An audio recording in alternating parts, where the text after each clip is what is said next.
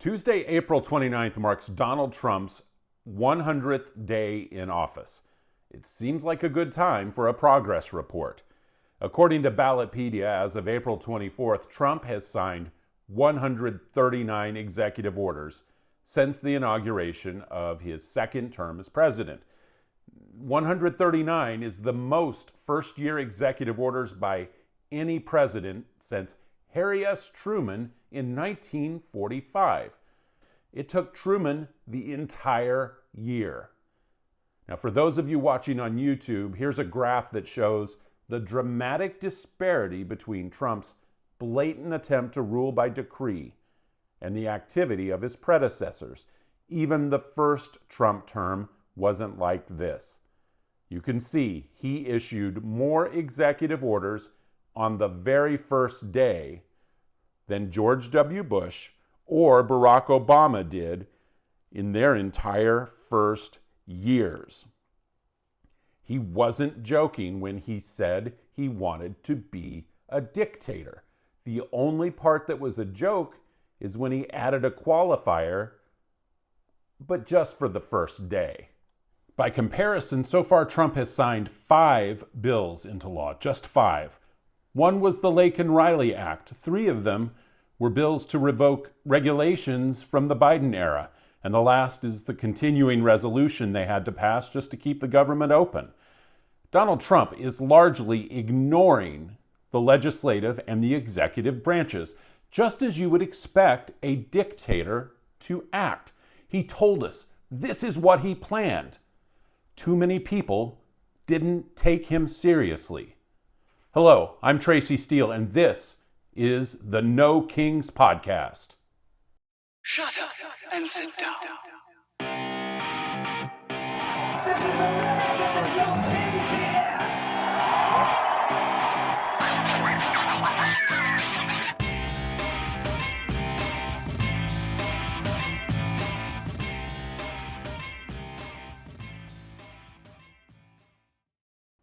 Listen, folks, our democracy is slipping away. There's no other way to put it. Just this past week, we've seen Trump ignore judges' orders to respect the due process rights afforded to every person in America. One sitting judge and a former judge have been arrested over disputes involving immigration matters. They arrested the wife of a Coast Guardsman at a naval station in Florida over an expired work visa 8 years ago. We're hearing reports of kids as young as 2 years old being deported. Kids who are American citizens, by the way. And here in Kansas City, we had a woman in the process of getting her citizenship who was arrested when she came in for what she thought was a routine part of the application process. Remember when they said, why don't they just follow the rules? Why don't they just become citizens? Donald Trump said he was going to beef up border security. He said he was going to get rid of the violent criminals who were living here illegally, but he wasn't going to touch the peaceful, law-abiding people who were working in America. Instead, he's sending his goons to arrest every man, woman, and child they can find with even the thinnest basis for targeting. This is not about public safety. This is not about law and order. This is ethnic cleansing. The common thread is the consolidation of power in the hands of one man. This is fascism. You know, the question of how did we get here has been on my mind, just like it's been on the mind of a lot of other people. And that same question motivated an American journalist by the name of Milton Mayer to move to Germany following World War II so he could write a book called They Thought They Were Free, the Germans, 1933 to 45. Perhaps you've read it, Probably not. I hadn't heard of this book until recently, but I found it to be chilling in light of our current situation. I'd like to read a few excerpts for you. In chapter 13, Mayer recounts a conversation he had with a colleague, a scholar of language. You see, my colleague went on, one doesn't exactly see where or how to move. Believe me, this is true. Each act, each occasion is worse than the last, but only a little worse. You wait for the next and the next. You wait for one great, shocking occasion, thinking that others, when such a shock comes, will join with you in resisting somehow. You don't want to act or even talk alone. You don't want to go out of your way to make trouble. Why not? Well, you are not in the habit of doing it. And it is not just fear of standing alone that restrains you.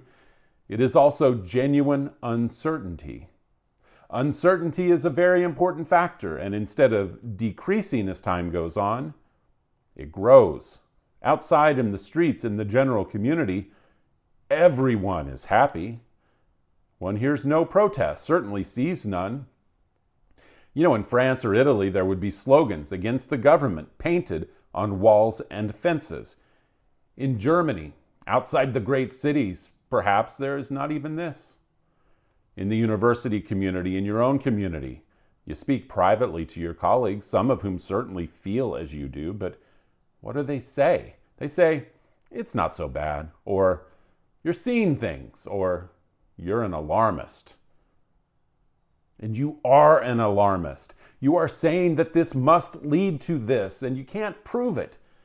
These are the beginnings, yes, but how do you know for sure when you don't know the end? And how do you know or even surmise the end? Then later in chapter 13, Mayer continues, so you wait, and you wait.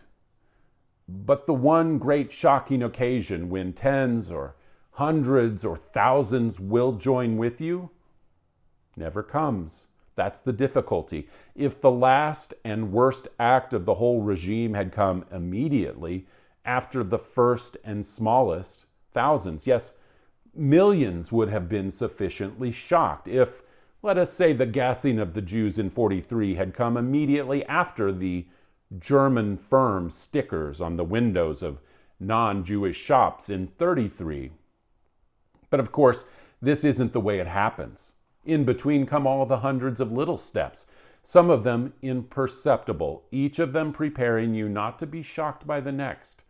Step C is not so much worse than step B, and if you did not make a stand at step B, why should you at step C? And so on to step D. One more quote from chapter 13 of They Thought They Were Free.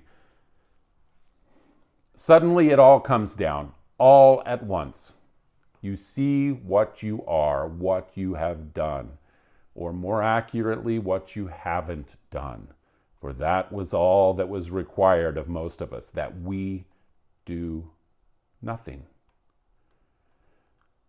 You remember those early meetings of your department in the university when, if one had stood, others would have stood, perhaps, but no one stood. A small matter, a matter of hiring this man or that, and you hired this one rather than that. You remember everything now, and your heart breaks. Too late. You are compromised beyond repair. You know, I've had friends and family ask me why I'm doing this, why I'm making a podcast, why I'm so active in the community, why I helped start a public service organization, why I'm showing up to rallies and protests. That's it right there.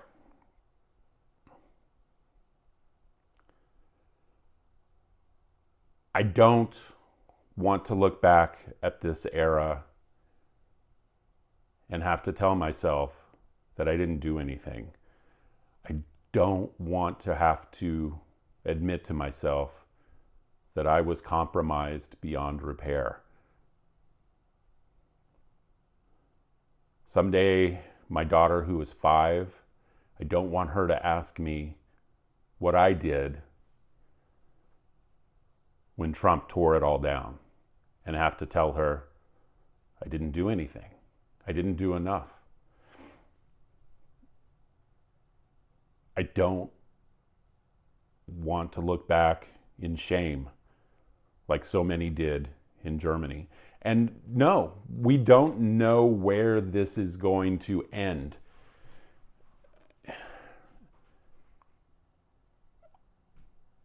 I know that some people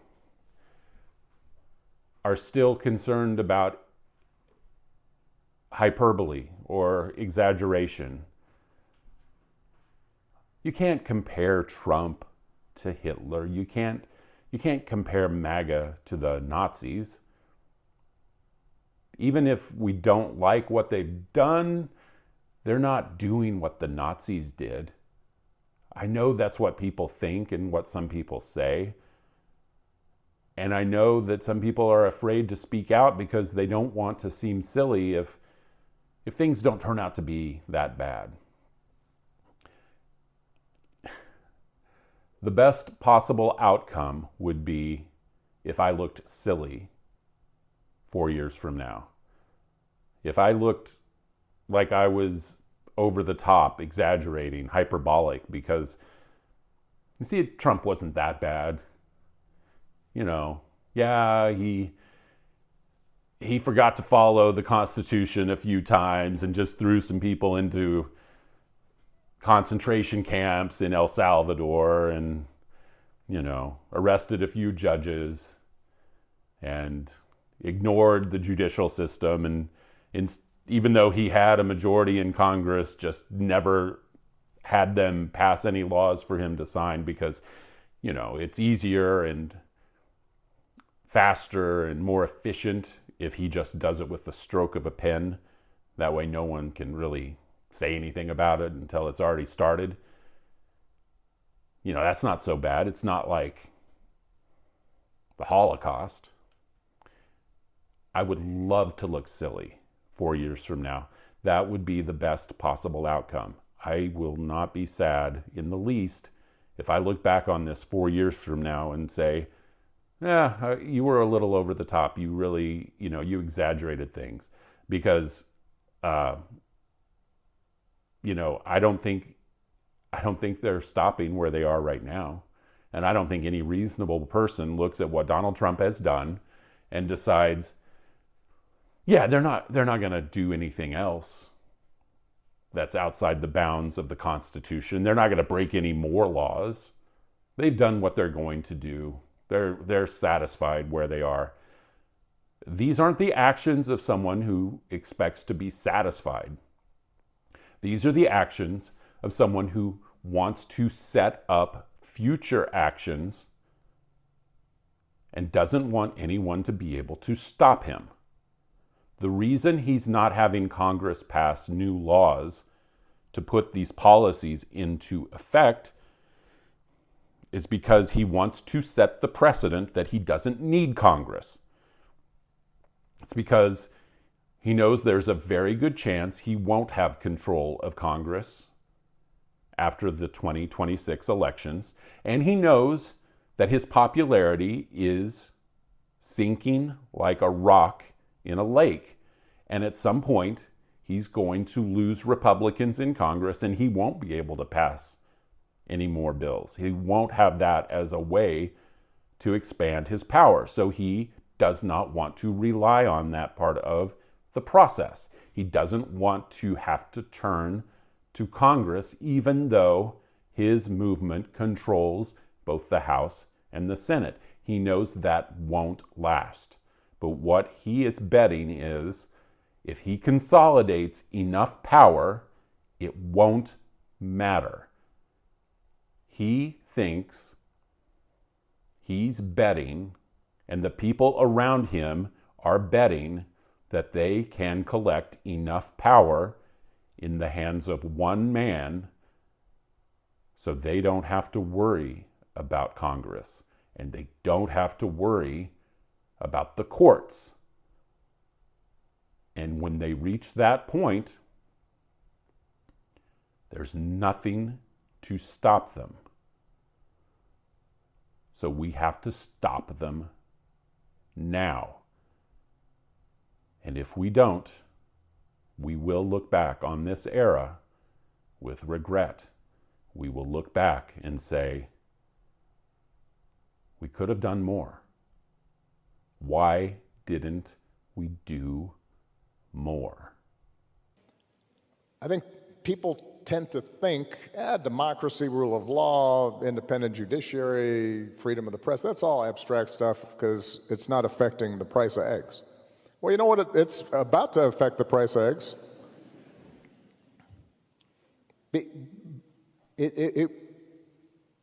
One of the things that has distinguished us in the past has been this basic idea that we are a rules-based society.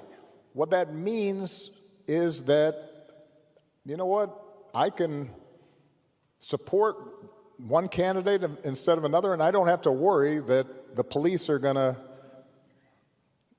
come harass me or my customers. That's what happens in other places. That's what happens in Russia. Remember that guy? Of course you do. Not to get too nostalgic, but boy, those were the good old days. Of course, that was former President Barack Obama. He was speaking at an event earlier this month at Hamilton College in upstate New York. Now, President Obama has not been particularly vocal in the face of what Donald Trump has done and is doing. I understand that he believes that it's not appropriate for a former president to be publicly critical of the current president. Those are the old rules. The old rules don't apply. They don't apply right now. The time for niceties is over. Maybe, just maybe, President Obama is starting to get it.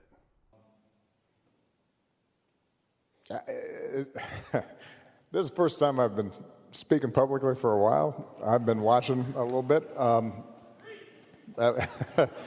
Yeah. Let me just close this portion of my remarks by saying it is up to all of us to fix this. It's not going to be because somebody comes and saves you. The most important office in this democracy is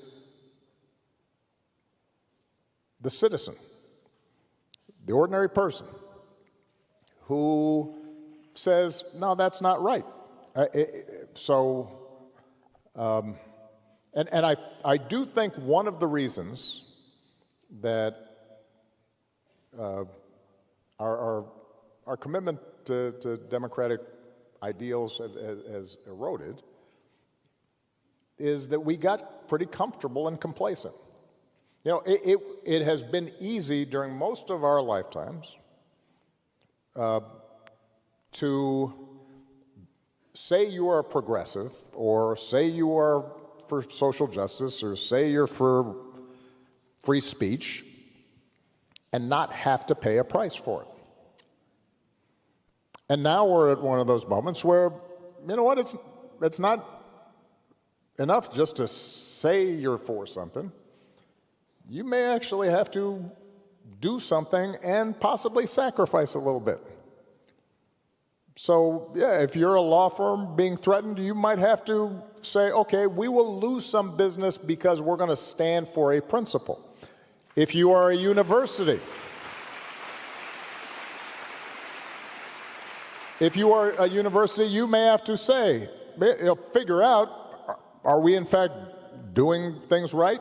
Have we in fact violated our own values, our own code, violated the law in some fashion? If not, and you're just being intimidated, well, you should be able to say, well, that's why we got this big endowment.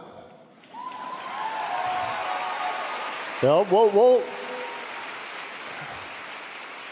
we'll stand up for what we believe in, and then we'll pay our researchers for a while out of that endowment, and we'll give up the extra wing or the fancy gymnasium that we can delay that for a couple of years, because academic freedom might be a little more important.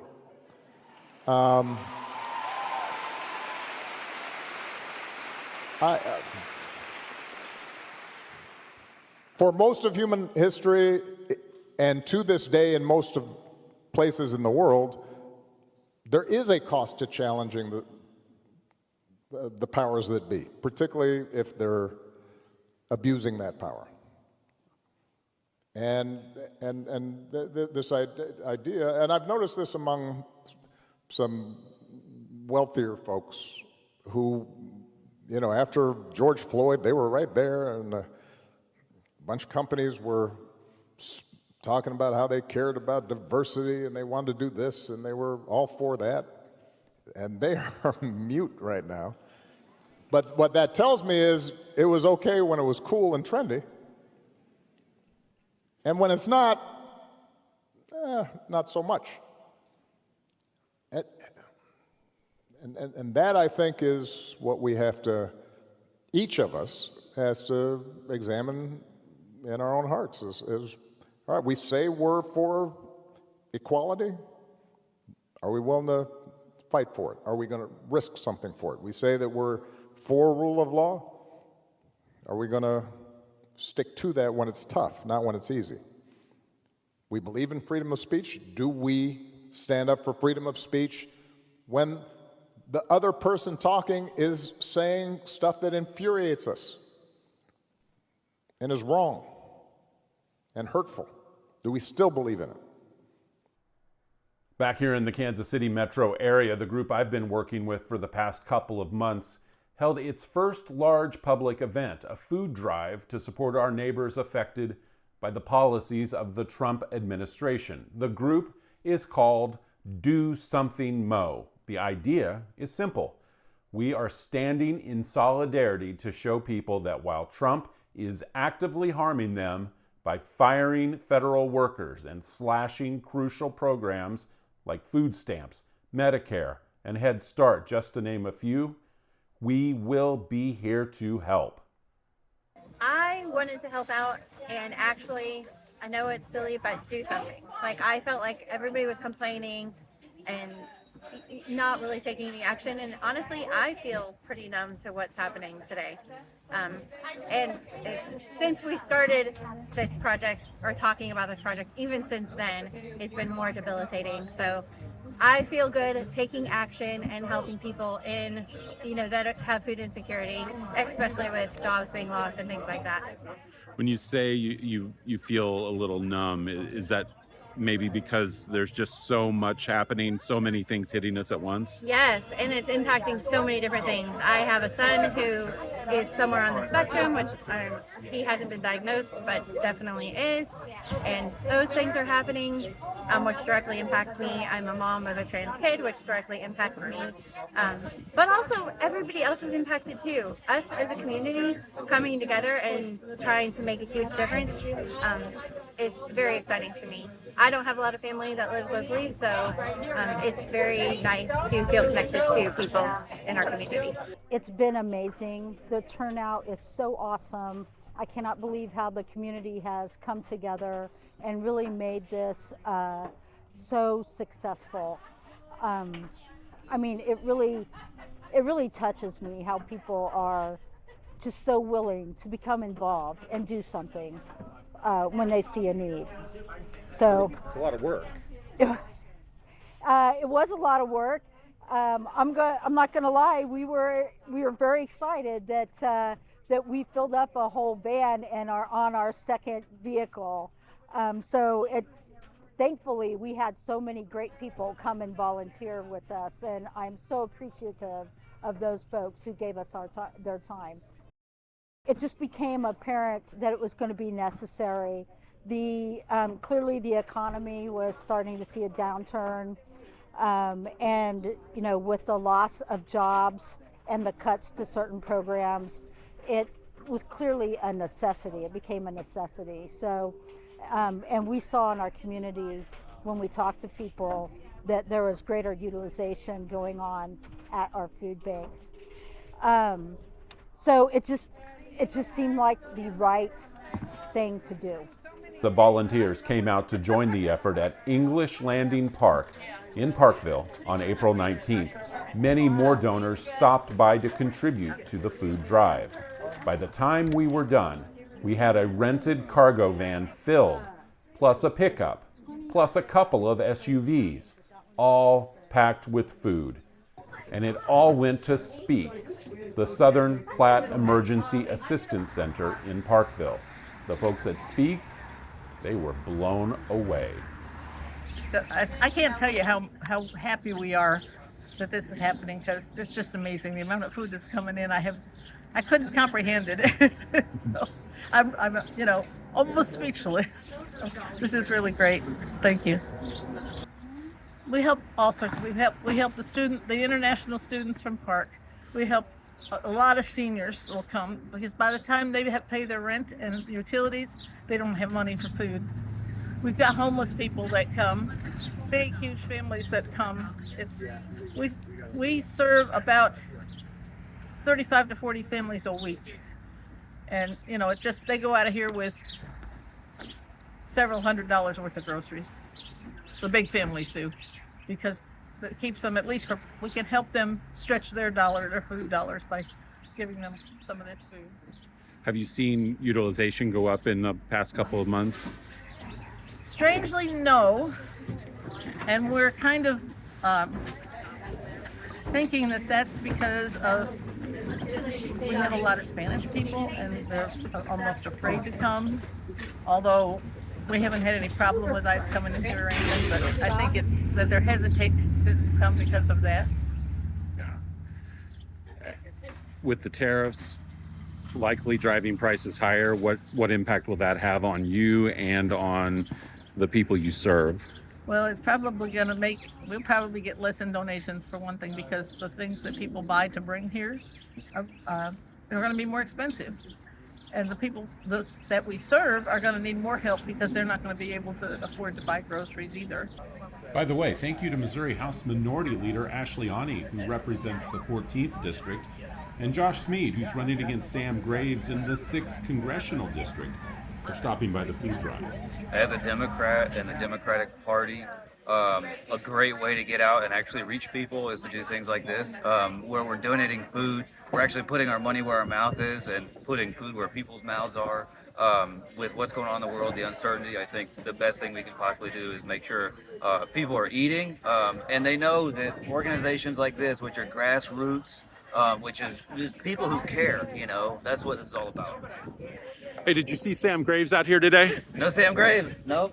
Conspicuously absent, no Sam Graves. But no ribbons to cut, so not super surprising. But yeah, I don't think he's been seen around here for at least a decade. Oh, I think it's incredible. I think that right now, more than ever, we need to be organizing. We need to be showing up in our communities and showing people what Democrats are actually doing, that we're looking at for folks who are trying to just put food on the table right now, while the Trump administration and state elected officials are trying to tear things down. Tell us what's happening in Jeff City and kind of where things stand. I know it's been a rough couple of weeks, especially. It's been a really rough couple of weeks in Jefferson City. The latest attacks on the will of the voters include this week they passed HJR 73 out of the House. HJR 73 is their latest version of an abortion ban. What they are trying to do is put it back to a vote of the people. It would strike out the entire language of Amendment 3 and confuse voters by starting the ballot language off with giving you the right to reproductive health care and ending it with nonsense about gender transition care for minors. It is disingenuous, it is frustrating, and it is, frankly, it's really undemocratic. A majority of House districts actually voted to support Amendment 3, even though there's a supermajority of Republicans in the House. So I can't square that circle, and I don't think those representatives can either. Can we turn this against them? You know, can we use these undemocratic actions against them in the next election? Absolutely, that's my plan. As a minority leader in the House, I get to have a lot of opinion in how the House Democrats approach the 2026 election. And I very much look forward to a lot of accountability pieces. So folks inside of these districts who voted to support Amendment 3 and access to abortion actually understand what their representatives went down to Jefferson City and did instead. Thanks again to Representative Ashley Awney and to Josh Smead for visiting the food drive. And a huge thank you to everyone who volunteered and donated. You made a big difference in the lives of your neighbors. Do Something Mo's next meeting is May 3rd at the library in Platte City at 10 a.m. We're also putting together plans for a picnic on May 18th. The location's still to be determined. You can find the latest updates on our projects and plans on Facebook. The page is called Do Something Mo. Please check it out. Give us a follow. That does it for this episode of the No Kings podcast. My name is Tracy Steele. We're on Apple Podcasts, Spotify, and just about every other audio podcast service. You can also watch the video form of No Kings on YouTube. It's No Kings Podcast, all one word. Please like and subscribe and tell your friends to check us out. And as always, remember, no kings, no tyrants, not now, not ever. Thanks for joining us.